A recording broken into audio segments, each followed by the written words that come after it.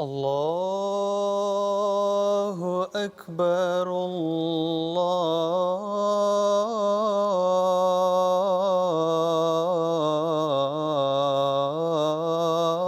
الله أكبر الله أكبر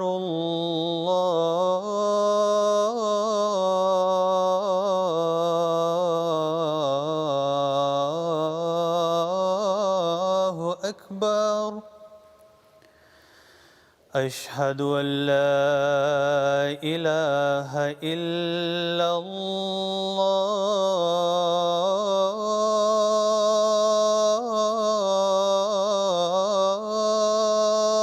الله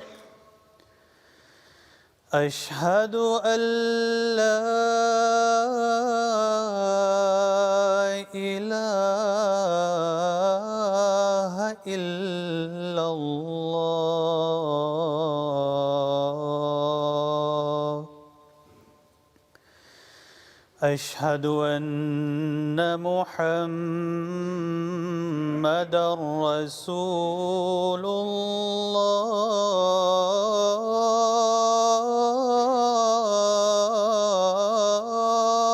الله أشهد أن محمدًا رسول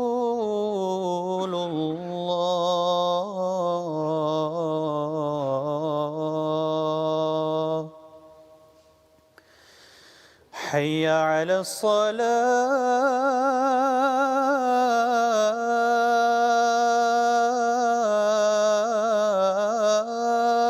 الصلاة حي على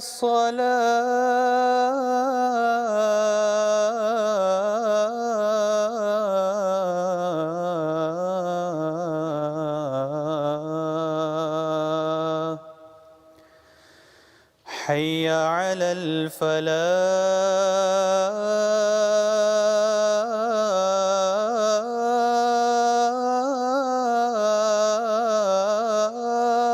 الفلاح حي على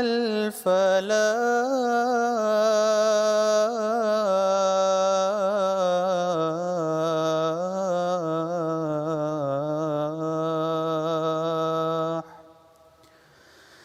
الله أكبر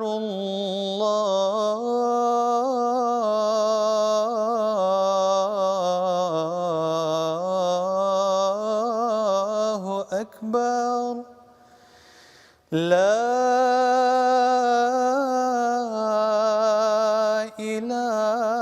إله إلا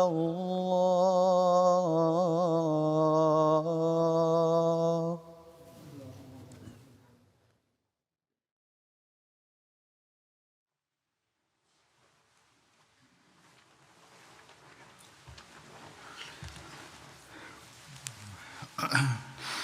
السلام عليكم ورحمة الله.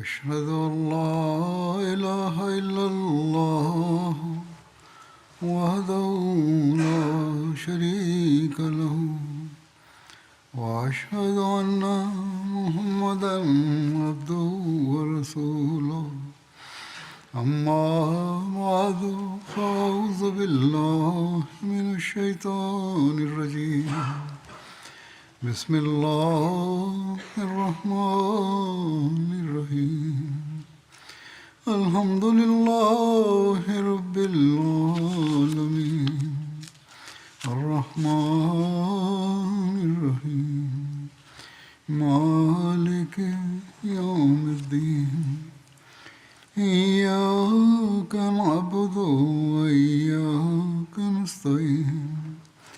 اهدنا الصراط المستقيم صراط الذين أنعمت عليهم غير المغضوب عليهم ولا الضالين.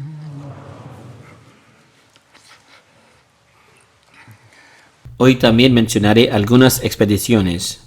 En la historia se menciona una expedición que se la conoce como la expedición de Zayd bin Harisa. Esta expedición tuvo lugar en Jamadil Ákhira en el año 6 después de la Hijra en Hisma, situada en las cercanías de la tribu de Banu Jazam. Hisma era una ciudad perteneciente a los Banu Jazam y estaba a 8 noches de viaje de Medina. Teniendo en cuenta los medios de transporte de la época, se trataba de un viaje bastante largo. Allama ibn Qayyum ha afirmado en Zadul Ma'ad que esta expedición tuvo lugar con toda seguridad después del Tratado de Hudaybiyah, es decir, en el 7º año después de la Hijra. Hazrat Mirza Bashir Ahmad Sahib también ha referenciado a varios libros de historia y ha comentado esto. Dice: en cuanto a la fecha de esta expedición, existe una ambigüedad cuya mención es necesaria. Ibn Sa'd y otros eruditos del Sirat, vida del santo profeta Muhammad, que han seguido su ejemplo, han registrado la fecha de esta expedición en el mes de Jamadul Ákhira del año 6 DH y lo han constatado como auténtica. Sin embargo, Allama ibn Qayyum ha explicado en Zadul Ma'ad que esta expedición tuvo lugar en el año 7 después de la Hijra, después del Tratado de Hudaybiyah. Tal vez la base de la afirmación de Ibn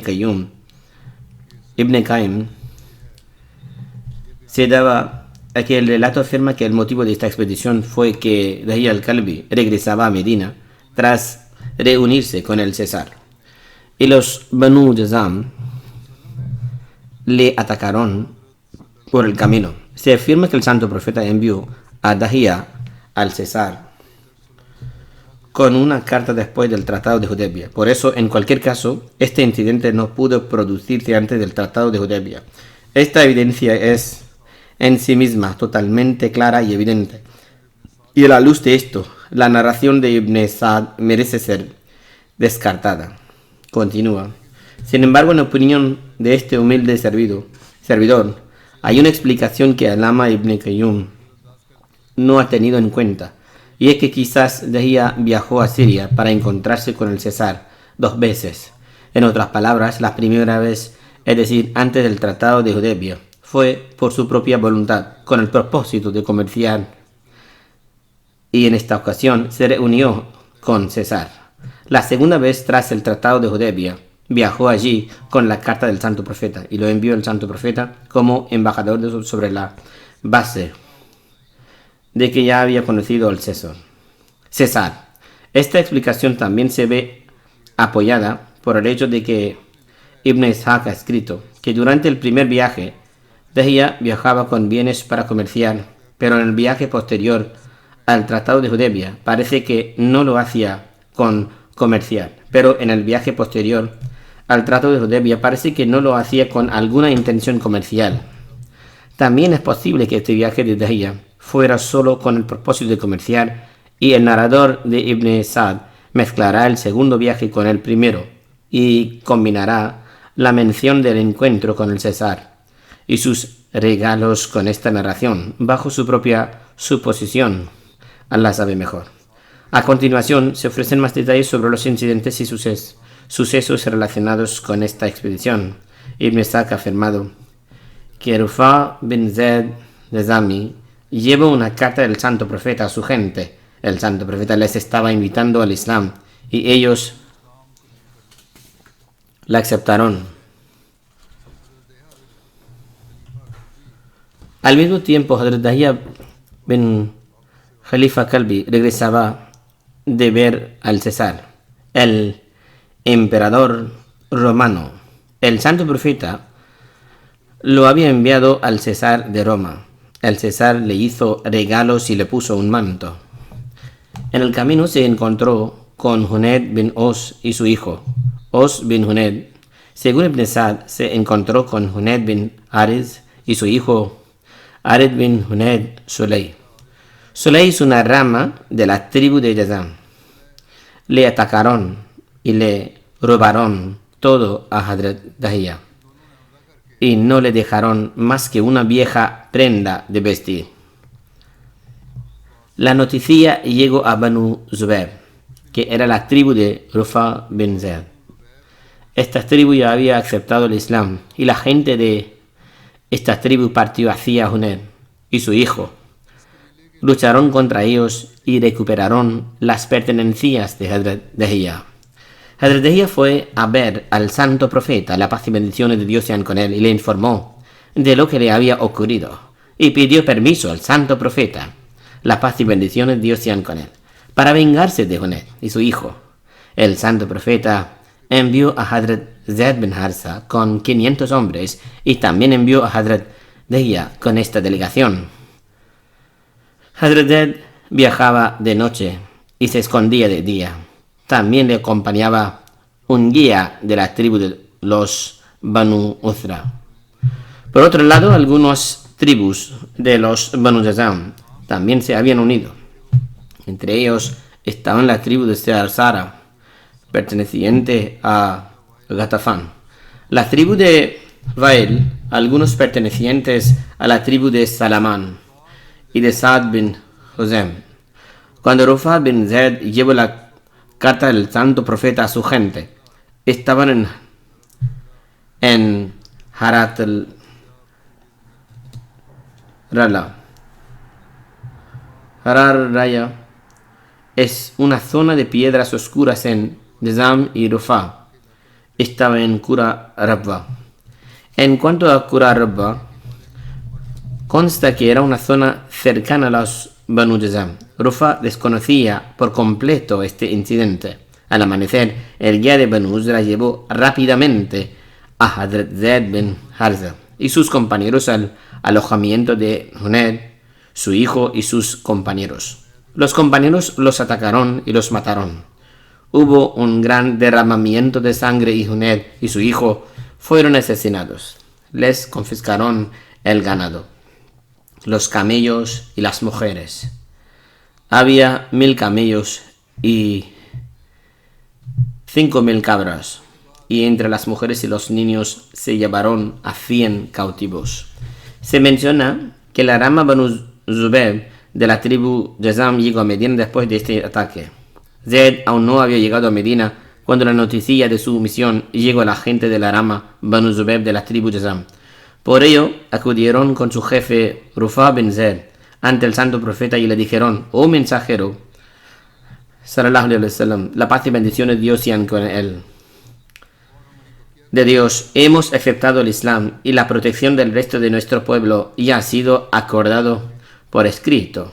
Se ha pactado la seguridad incluso para quienes no han aceptado el Islam.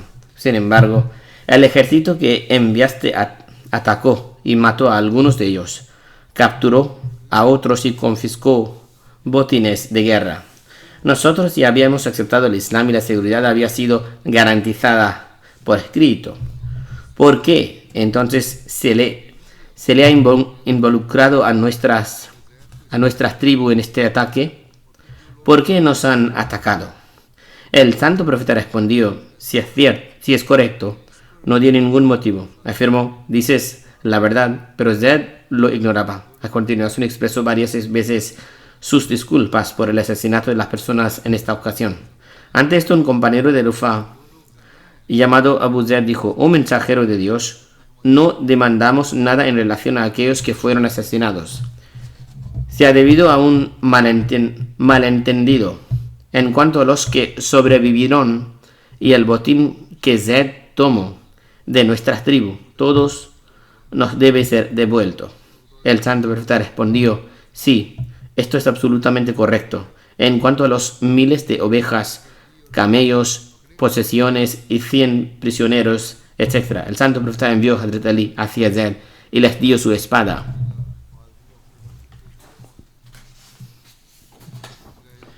como señal, enviando un mensaje a Zayd, que liberará a los prisioneros y posesiones que habían sido tomados de esta tribu. En cuanto Zayd recibió estas instrucciones, liberó inmediatamente a todos los prisioneros y devolvió el botín. Había una gran cantidad de riqueza. Se alega que los musulmanes atacaban para hacerse con el botín de guerra, pero este es un ejemplo en el que vemos el elevado estándar que el Islam desea establecer.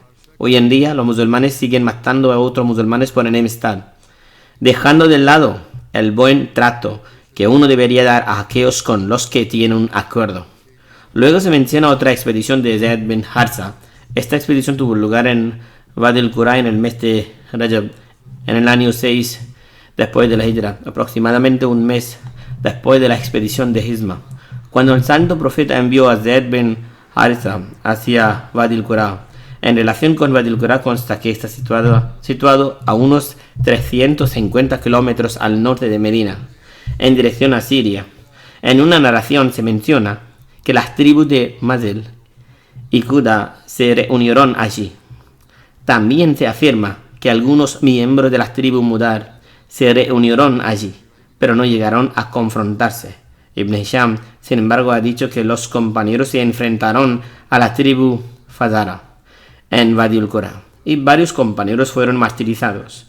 Zayd también resultó gravemente herido, pero Dios Altísimo lo salvó. En la vida y el carácter del sello de los profetas, Hazrat Mirza Bashir Ahmad Sahib ha constatado que tuvo lugar este combate. Luego se menciona la expedición de Abdurrahman bin Auf. Esta expedición tuvo lugar en el mes de Shaban, en el año 6 después de la Hijra, hacia Dumatul Jandal.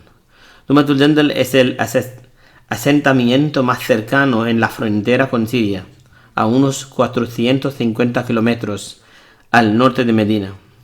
Ibn Sa'd y Muhammad bin Umar han afirmado a cuenta de Hazrat Abdullah bin Amr bin Khattab que el mensajero de Dios, la paz y bendiciones de Dios sean con él, llamó a Hazrat Abdurrahman bin Auf, que Dios se ha complacido con él, y le dijo: prepárate, porque te enviaré a una expedición hoy o mañana, si Dios quiere. Hazrat Mirza Bashir Ahmad Sahib expone los detalles de la siguiente manera. Con relación a la preparación y partida de esta expedición, Ibn Sa'd ha registrado la interesante narración de Abdullah bin Umar. En una ocasión estábamos sentados en compañía del santo profeta, Hazrat Abu Bakr, Umar, Usman, Ali, Ridwanullahi alayhim, que Dios sean complacidos con ellos, y Abdurrahman bin Auf también estaban presentes. Un joven ansari residente de Medina se presentó ante el santo profeta y preguntó: «Oh mensajero de Dios, ¿quién es el más superior de entre los creyentes?» El santo profeta respondió: «El que es el mejor en su carácter. El signo del mejor creyente es aquel que su moral es la más elevada». Se comentaban también cosas normales de la vida, aunque esto se mencionará en relación con las expediciones. Durante este tiempo se dieron varios consejos que son de suma importancia para nosotros. El santo profeta respondió: «El mejor en carácter es el mejor». Luego preguntó: «Entonces, oh mensajero de Dios, ¿quién es el más temeroso de Dios?» El santo profeta respondió: «El que recuerda más a la muerte y se prepara para ella por adelantado». ¿Cuál es esta preparación? Tener temor de Dios Altísimo, en cuanto así uno ha cumplido con su derecho y actuado conforme a sus mandatos. Esta es la preparación para la muerte. Ante esto, el compañero ansari se cayó y el santo profeta miró hacia nosotros y dijo: «Oh grupo de los muhajirin», a continuación impartió algunos consejos. «Hay 5 males para los que pido la protección de Dios, para que nunca arraiguen en mi comunidad, porque cualquier nación en la que se desarrollen acaban destruyéndola. acaban destruyéndola. En primer lugar, la indecencia y la fornicación no se extienden en ninguna nación hasta el punto de que comiencen a llevarlas a cabo en público, y como resultado se dan enfermedades y epidemias como nunca habían visto sus antepasados. Somos testigos de que esto se ha convertido en algo habitual en el mundo actual. El santo profeta buscó protección contra estos males, por lo que los musulmanes deben prestarse especial atención. En segundo lugar, la nación que nunca haya mostrado deshonestidad en el peso y en la medida, el hambre, no se le impone la penuria, la adversidad y un gobierno tiránico e injusto. También hay que prestar mucha atención a este punto, ya que se ha desarrollado una gran deshonestidad entre los musulmanes. Ojalá lo entendieran. Los ahmadis deben prestar especial atención a este punto. En tercer lugar, la nación que nunca haya mostrado indolencia y negligencia en la ofrenda del zakat y la caridad ha sufrido escasez de lluvia, hasta el punto de que si Dios no cuidara de los animales y el ganado como su creación, la lluvia sería retenida de forma permanente para tal nación. Eso también es un signo del castigo de Dios Altísimo, del que debemos buscar protección. El santo profeta dijo que buscáramos protección contra estos males, ya que él también la buscaba. En cuarto lugar, la nación que nunca haya quebrado el pacto con Dios y con su mensajero. No se le ha impuesto otra nación de entre sus enemigos que le quitará sus derechos. Este es también el estado de los musulmanes hoy en día. Es evidente que rompen sus pactos. Que Dios Altísimo tenga piedad y les haga comprender. En quinto lugar, que los eruditos y líderes de ninguna nación hayan emitido veredictos religiosos en un intento de no deformar la Sharia por sus objetivos personales para impedir que se generen violencias y conflictos internos. El sectarismo se ha convertido en algo habitual entre los musulmanes de hoy en día. Todo aquello de lo que el santo profeta buscaba protección, somos testigos de que se da entre los musulmanes de hoy. Que Dios Altísimo tenga misericordia. Este discurso de oro del santo profeta es una excelente exposición de las causas que subyacen en el auge y declive de las naciones. Además, si los musulmanes lo desearán, puede servir de excelente lección para los tiempos actuales. Ojalá los musulmanes prestarán atención a estos consejos. En cuanto a las condiciones y los eventos de las diversas expediciones, Hadrat Abdullah bin Amr narra que el santo profeta ordenó a Hadrat Abdurrahman bin Auf partir hacia Dumatul Jandal por la noche. El ejército acampó en Juruf y contaba con 700 hombres.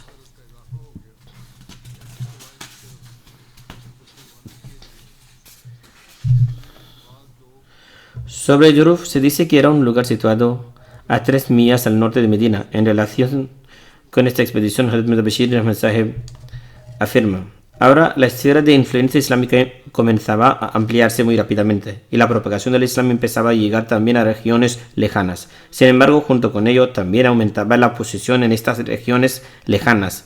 Los que se inclinaban por el Islam se veían obligados a enfrentarse a persecuciones crueles por parte de los miembros de sus tribus y por miedo a estas injusticias.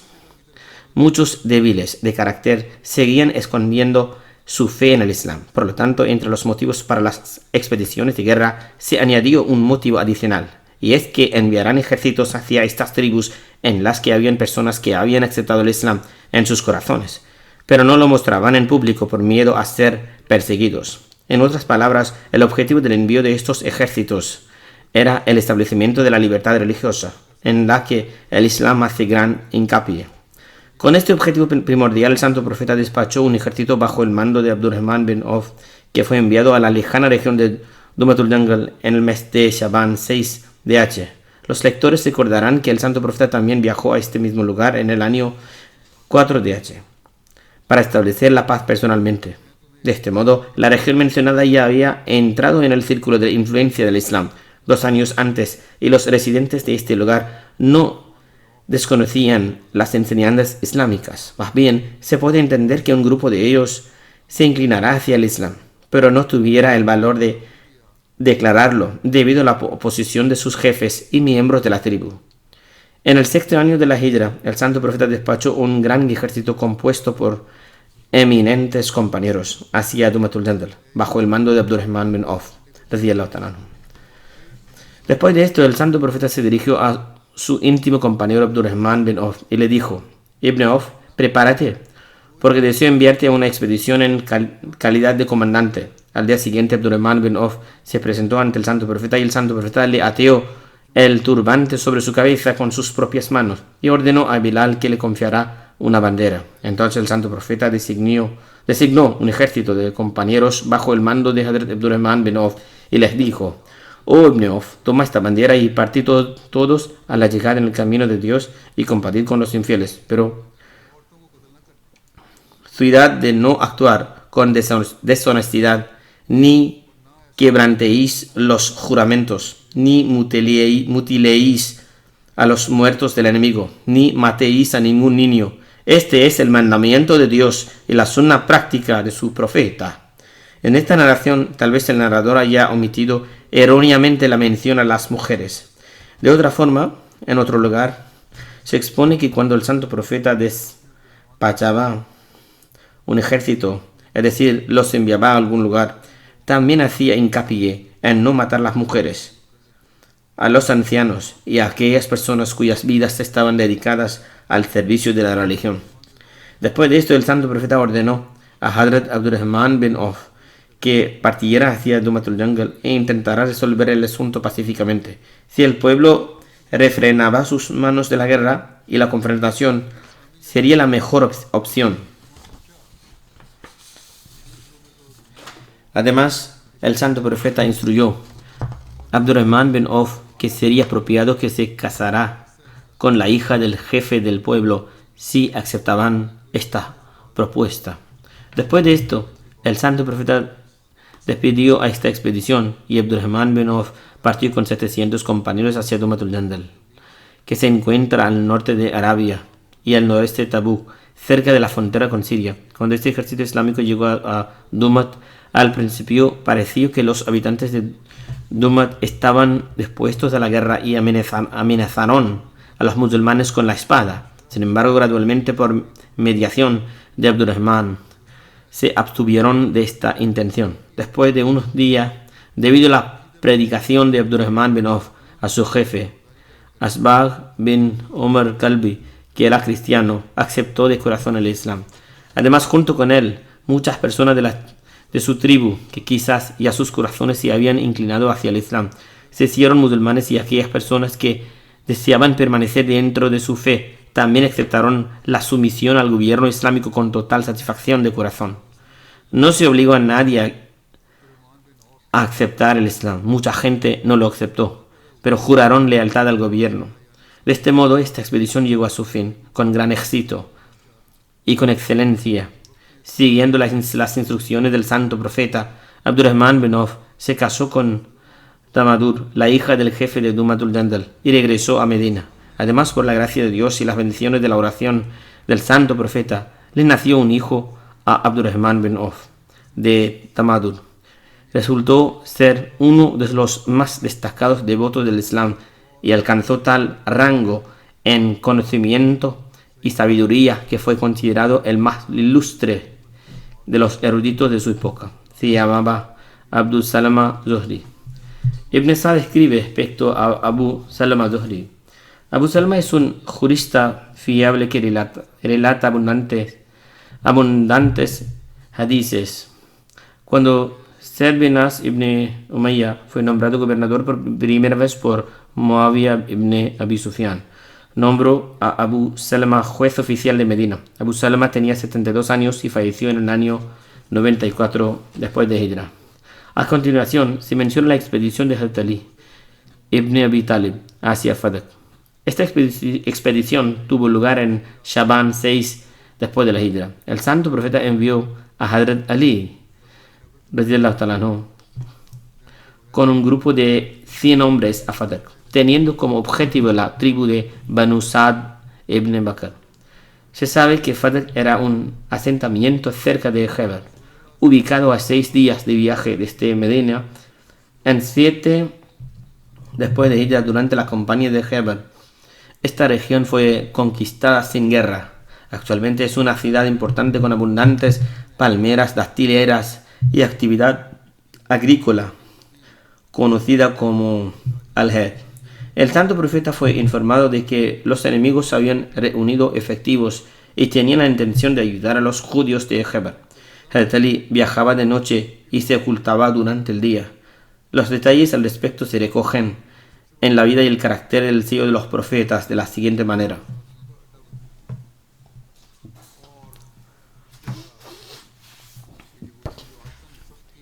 La devastación que había caído sobre el pueblo judío en Medina a causa de sus traiciones y sus fechorías era como una espina que se clavaba en el corazón de los judíos de Arabia. Además, después de la batalla de Banu Qurayza, que arruinó a los judíos de Medina, el pueblo de Khaybar, que era el centro más grande para los judíos de Hijaz, se convirtió en un cuartel general para conspiraciones secretas contra el Islam. Los judíos de este lugar, que habitualmente habían demostrado ser muy vengativos, celosos y crueles, estaban comprometidos con sus esfuerzos por expurgar el Islam y aniquilar a los musulmanes. En Shaban 6 después de Hijra, el santo profeta recibió información de que se estaban llevando a cabo conversaciones secretas entre las tribus Banu Sa'd ibn Bakr y los judíos de Khaybar, y que los Banu Sa'd estaban reuniendo sus fuerzas con la ayuda de la gente de Khaybar. Al recibir esta noticia, el santo profeta envió un ejército de compañeros bajo el mando de Hazrat Ali, quienes, ocultándose durante el día y viajando de noche, llegaron hasta Fadl, cerca de donde esta gente se reunía. Los musulmanes encontraron a un beduino, que era un espía de los Banu Sa'd. Hazrat Ali lo hizo prisionero y le preguntó sobre los Banu Sa'd y la gente de Khaybar. Al principio dijo que no tenía conocimiento alguno ni ningún tipo de relación con ellos, pero finalmente lo contó todo después de obtener una promesa de perdón. Entonces los musulmanes lo hicieron su guía y se dirigieron hacia el lugar donde se reunían los Banu Sa'd y lanzaron un ataque repentino. Debido a este ataque repentino, los Banu Sa'd se sintieron confundidos y huyeron del campo de batalla. Hazrat Ali tomó el botín de guerra, regresó a Medina y la amenaza fue diferida temporalmente. Mencionaré a continuación la expedición de Hazrat Abu Bakr hacia Banu Fazara. Esta expedición también tuvo lugar en el año 6 después de Hijra. La tribu Banu Fazara residía en Wadi al-Qura, ubicado en Najd, aproximadamente a 350 kilómetros al norte de Medina, hacia Siria. Está escrito en Tabaqatul Kubra y Sirat ibn Hisham que esta expedición fue comandada inicialmente por Hazrat Zayd bin Harisa. Sin embargo, Sahih Muslim y Sunan ibn Abi Dawud declaran que el santo profeta designó a Hazrat Abu Bakr como comandante de esta expedición. Según una narración en Sahih Muslim, Ayas bin Salama cita a su padre, Hazrat Salama bin Aqwa, quien dijo: luchamos contra la tribu Fazara y Hazrat Abu Bakr era nuestro líder. El santo profeta lo había designado como comandante cuando estamos a una hora de viaje del pozo de que les servía de fuente de agua. Hazrat Abu Bakr nos ordenó acampar allí durante la última parte de la noche. Nos ordenó acampar a una hora de distancia del pozo de agua. Cuando llegamos a la fuente de agua, Hazrat Abu Bakr atacó desde todos lados, matando a los que se resistieron y capturando prisioneros. Vi a un grupo de personas, incluidos mujeres y niños, corriendo hacia las montañas y temí que pudieran escapar. Esto lo afirma el compañero que estaba presente allí, afirmando que temía que pudieran huir y desaparecer después de escalar la montaña. Hazrat Salama continuó: disparé flechas para bloquear su camino hacia las montañas, aterrorizándoles para que se quedaran atrás, y al ver las flechas se quedaron parados. Entre los cautivos había una mujer de Banu Fazara que vestía una vieja prenda de cuero junto con su joven y muy hermosa hija. Las llevé a Hazrat Abu Bakr, quien más tarde me cedió como donación la hija. Cuando regresamos a Medina, el santo profeta tomó la chica que Hazrat Abu Bakr la había cedido como donación y la envió a los mequíes. para negociar la liberación de varios cautivos musulmanes que estaban encarcelados en la Meca. Este relato está recogido en Sahih Muslim durante esta expedición. El lema de batalla de los musulmanes era Amit Hadad Salama bin Aqwa mencionó que él personalmente había matado a 7 hombres ese día. En otra narración afirmó haber matado a 9. El resto de los relatos, si Dios quiere, se mencionará en el futuro. Ahora me gustaría hacer referencia a algunos miembros fallecidos. Mencionaré en primer lugar al respetado Tayyib Ali Sahib Bengali, un derviche de Qadian, quien ha fallecido el 11 de diciembre a la edad de 98 años. Ciertamente a Allah pertenecemos y a Él volveremos. Había nacido en Bangladesh, como completó formalmente el juramento de iniciación en 1942 en Dhaka y luego ingresó en la comunidad Ahmadiyya. Asistió al Jalsa Salana Qadian por primera vez en 1945 y tuvo el honor de conocer a Hazrat Musleh Maud. Desarrolló tanto amor en su corazón por Qadian que ya no regresó a su tierra natal. Permaneció en Qadian y estudió durante 2 años en la clase especial para misioneros rurales. En 1947 se produjo la partición y solicitó entonces permanecer en Qadian, lo que le fue concedido. Durante su época como derviche, pudo realizar tareas relacionadas con la seguridad en distintos lugares. Tuvo la oportunidad de servir en diferentes cargos de Sadr Anjuman Ahmadiyya. En 1955-56, la situación financiera de la comunidad era muy delicada y Sadr Anjuman Ahmadiyya Qadian anunció que cualquier derviche que pudiera aceptar un trabajo para generar ingresos para sí mismo debía hacerlo. Dado que la comunidad no podía darles un sueldo o atender sus necesidades financieras, a la luz de esta orientación, abrió una tienda de té al lado del mercado del Darul Masih. A menudo ofrecía té gratis a los invitados y a los pobres. Estaba casado con una mujer divorciada de Kerala, Amina Sahiba. Ella ya tenía una hija a la que criaba. Desde hacía un tiempo había desarrollado una grave dolencia en las rodillas que le dificultaba caminar. Los médicos sugirieron que se sometiera a una operación, pero él no aceptó y en cambio rezó ferviente y profusamente. Dijo que una noche vio al Mesías prometido del Santo Islam en un sueño, que le dio unas hierbas de Baishti Makbara para que las tomara. Tras esto, su dolencia en las rodillas fue desapareciendo lentamente, y como era su deseo, comenzó a ir regularmente a Masjid Aqsa y Masjid Mubarak para rezar. Tenía una profunda conexión de amor con el califato. Le interesaban mucho los deportes, por lo que los jóvenes tenían una relación especial con él. Los apoyaba en el terreno de juego y de esta manera también se ocupaba de la formación moral de los jóvenes. De acuerdo con la guía de Hazrat Musleh Maud, 313 derviches permanecieron en Qadian durante la partición de la India y el Pakistán. Ha sido el último de esos derviches en morir. Ahora ya no quedan derviches en Qadian.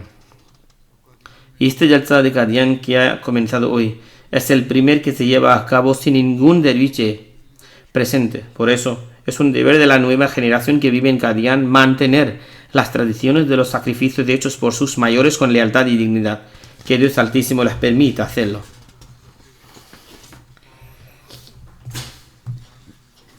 La siguiente mención es de Mirza Muhammadin Naz Sahib, Sadr Anjuman Ahmadiyya, Rabwa, Pakistán. Él era el hijo de Mirza Ahmaddin Sahib. Ha fallecido recientemente. Ciertamente a Allah pertenecemos y a Él volveremos. Por la gracia de Dios Altísimo, Ramusi formaba parte del sistema del Basir. El Ahmadi se estableció en su familia a través de su padre, quien se convirtió en Ahmadi en 1942, a través de la predicación de un Ahmadi. Hasmatullah Sahib, Muhammadin Sahib se casó con Sayyida Nusrat Jahan Sahiba, hija de Sayyid Abdul Hadi Sahib. Tuvieron un hijo que falleció siendo joven.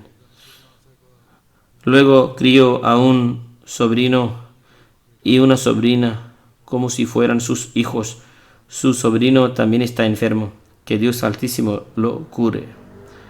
Se inscribió en Jamiat al-Ahmadiyya en 1965, completó su licenciatura y también trabajó en otro lugar, tras lo cual se inscribió en Jamia. Aprobó Jamia en 1971 y su primera designación fue su propio área. Posteriormente fue designado profesor en Jamia, donde enseñó gramática árabe. Fue también profesor de literatura, jurisprudencia, historia y misticismo. Desempeñó también el cargo de subdirector de Jamia, donde trabajó durante 37 años. Más tarde fue designado Nazir adicional, Islah Irshad, Talim al-Quran y Waqf Ardi. Luego, en 2018, lo nombró presidente del Sadr Anjuman Ahmadiyya, cargo en el que sirvió hasta su último aliento. También desempeñó diversos cargos en el centro del Khodam al-Ahmadiyya y Ansarullah, y presidente de Safedom en Ansarullah. Fue editor de la revista mensual Khalid y la revista mensual Ansarullah. En 1994, durante poco más de un mes y un cuarto, tuvo el honor de ser un prisionero en el camino de Dios. Sirvió como miembro del Consejo de Qaza en Darul Qaza. Fue miembro de Majlis al-Iftah y también formó parte del Comité de Tadfin Fiqh. Fue secretario de Betul Hamd y presidente del Consejo de Árabe. Era muy competente en la lengua árabe. Su esposa afirma que puede testificar que la esencia de toda su vida fue amor para todos, odio para nadie. Uno de sus sobrinos dice que Medan Naz Saheb le comentó que cuando tenía 10 o 12 años comenzó a ofrecer tahajjud, oraciones voluntarias antes del amanecer. Y hasta ahora, salvo cuando estaba enfermo, siempre realizó el tahajjud de manera constante. De manera similar, desde los 10 u 11 años, ofrecía las oraciones en congregación en la mezquita, excepto si los médicos se lo prohibían o si estaba enfermo. De hecho, otro de sus parientes dijo que una vez pasó la noche con él. Era invierno, por lo que las noches eran largas, y lo observó levantarse por la noche y ofrecer tahajjud de manera continua durante 4 horas. Solía decir que se debe ofrecer un tahajjud largo durante las largas noches del invierno. Dice que Mirza Saheb era su tío paterno. Le dijo que comenzó a ofrecer 2 rakats, unidades de oración voluntaria, diariamente durante el tiempo del tercer califa, Rahimahullah Ta'ala, y que continuó haciéndolo desde entonces. Solía venir aquí el Jalsa y mostraba una gran sinceridad y lealtad cada vez que me reunía con él aquí. Siempre observé que sus ojos estaban llenos de amor y afecto, y sabía que tenía un estándar excelente de obediencia. Si alguien lo invitaba mientras estaba aquí, él ponía como condición que debía ofrecer las oraciones en congregación detrás del califa de la época. Si podían traerlo de regreso antes de esa hora, entonces iría con ellos. De lo contrario, no iría. Su hermano, el señor Mushtaq Beg, que vive aquí en el Reino Unido, dice: mi hermano dedicó su vida al servicio del Islam Ahmadiyya por deseo de nuestro padre y cumplió con este deber hasta su último aliento. Completó sus estudios de licenciatura porque deseaba dedicar su vida después de obtener una educación superior. Tras graduarse de Jamia, una universidad en Egipto le ofreció un puesto de alto rango y le dijeron que sería bien remunerado. Sin embargo, rechazó la oferta diciendo que había dedicado su vida por la causa de Allah. Esto fue en una época en que la asignación de un misionero era de 40 rupias, con las que era difícil subsistir. El señor Mubashir Yasser, el director de Jamia Ahmadiyya Rabwa, escribe sobre un incidente que ilustra el sentido de responsabilidad con él que desempeñaba sus deberes. Dice: recuerdo que estábamos en el 2º o 3er año y el señor Naz nos enseñaba árabe. En ese momento una de sus hermanas estaba enferma, posiblemente con leucemia, y los médicos habían perdido toda esperanza. Ella residía en el recinto de Jamia con él. Un día necesitó una transfusión de sangre, y después de que le colocara la botella, vino a darnos la clase. A pesar de su grave situación en ese momento, no faltó a la clase. Estaba dando la clase durante un pariente vino y se quedó fuera del aula llamándolo. El señor Nas salió, escuchó lo que el pariente tenía que decir y regresó para continuar enseñándonos. Recuerdo que durante la clase había un poema árabe que contenía algunos versos tristes. Al leer esos versos, su voz se quebró y sus ojos se llenaron de lágrimas. En ese momento nos sorprendió mucho porque el señor Nas era un hombre con mucha entereza. ¿Por qué se quebró? Sin embargo, condujo toda la clase con gran dignidad y al finalizar salió rápidamente y se dirigió directamente a su casa. Más tarde supimos que el pariente que había venido a hablar con él fuera del aula le había informado sobre el estado crítico de su hermana. A pesar de esta noticia, el señor Nas priorizó su deber y terminó la clase antes de regresar a casa. Quizás poco después su hermana falleció. Era un hombre de grandes cualidades y cumplió verdaderamente con su promesa de dedicar su vida Waqf. Tenía un inmenso amor y lealtad hacia la institución del califato. Que Allah tenga misericordia de él, le conceda su perdón y eleve su rango. El siguiente homenaje es para el respetado Akmurad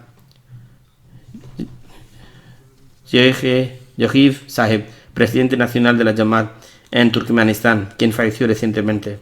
Ciertamente a Allah pertenecemos y a él hemos de regresar. Estableció contacto con la comunidad a través del Dr. Abdul Alim Saheb y Rabil Bukharvi Saheb. Fue por los esfuerzos conjuntos de ambos de predicación que realizó el Bed, aunque había aceptado la Ahmadiyya en su corazón debido a los esfuerzos de Tabligh. Aún no había formalizado el Bed. En 2010 participó por primera vez en Delta Salana y también se reunió conmigo. Posteriormente tomó parte en la ceremonia internacional de Bed y se sintió profundamente feliz por realizar el Bed en manos del califa de la época.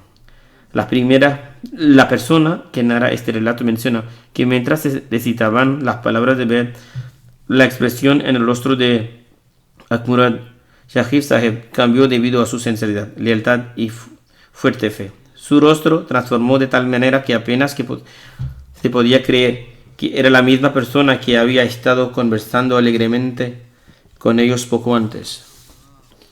Hace unos días comenzó a trabajar en la traducción del Sagrado Corán al idioma turcomano, trabajo que completó el año pasado.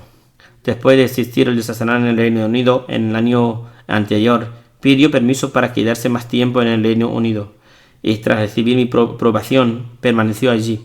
Durante su estancia hizo un esfuerzo especial por ser puntual en la realización de las oraciones. Además, con la ayuda del Departamento Central de Lengua Rusa, también trabajó en la publicación de la traducción del Corán.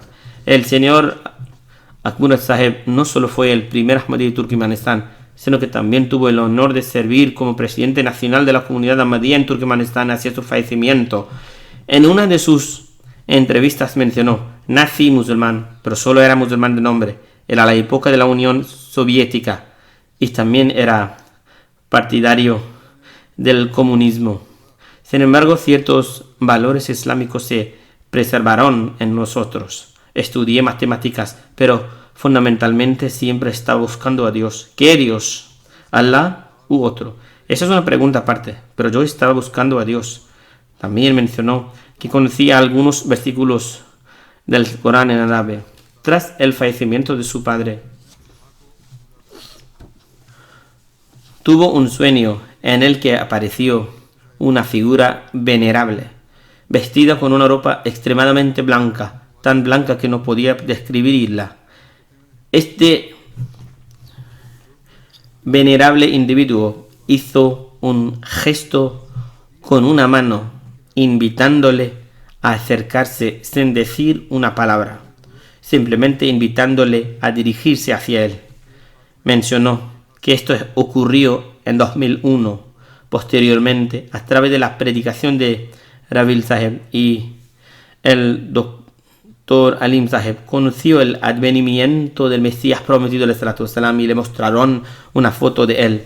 Al ver la foto, se dio cuenta de que era la misma persona que había visto en su sueño, que lo estaba invitando hacia él, y esto lo llevó a aceptar el Ahmadiyya. Y como mencioné anteriormente, luego formalizó el Bai'at en 2010. Expresó: las emociones que se agitan dentro de mí son indescriptibles. La luz que el Ahmadiyya me ha traído es algo que mi corazón siente mucho más profundamente que lo que puedo expresar con las palabras. Era una persona de gran sinceridad y lealtad, y solía decir que absorbía profundamente cada sermón y discurso en su corazón y alma. Dijo que los escuchaba con tanta atención que podía memorizarlos, y afirmó: creo que la supervivencia del mundo y el establecimiento de los derechos igualitarios en el mundo están ligados a la comunidad ahmadiyya. Su decisión de permanecer en el Reino Unido para el Jalsa el año pasado no fue fácil. Mencionó que había una boda en su lugar en Turkmenistán con todos los familiares presentes, y que como cabeza de familiar sentía que debía estar allí. Sin embargo, consideró que el trabajo de traducir el Corán al turcomano era más importante en ese momento. Su máxima prioridad era servir al Sagrado Corán. Que Allah tenga misericordia de él, le conceda su perdón y eleve su rango. Que Dios Altísimo también conceda a sus hijos la capacidad de aceptar las medidas y actuar en consecuencia, si aún no lo han hecho. Después de las oraciones ofreceré sus oraciones fúnebres en ausencia.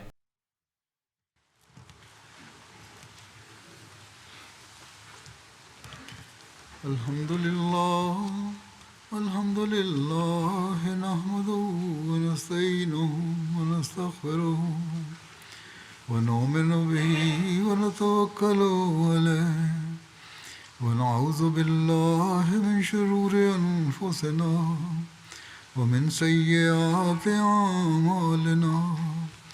Man yahdihillahu fala mudilla lahu wa man yudlil fala hadiya lahu.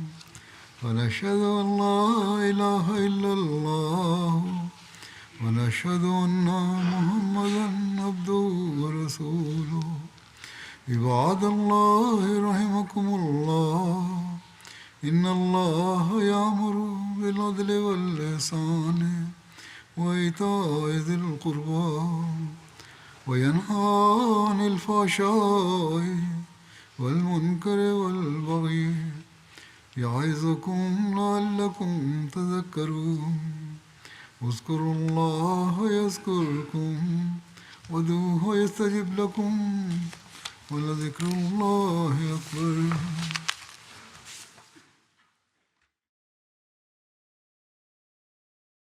اللهم صل على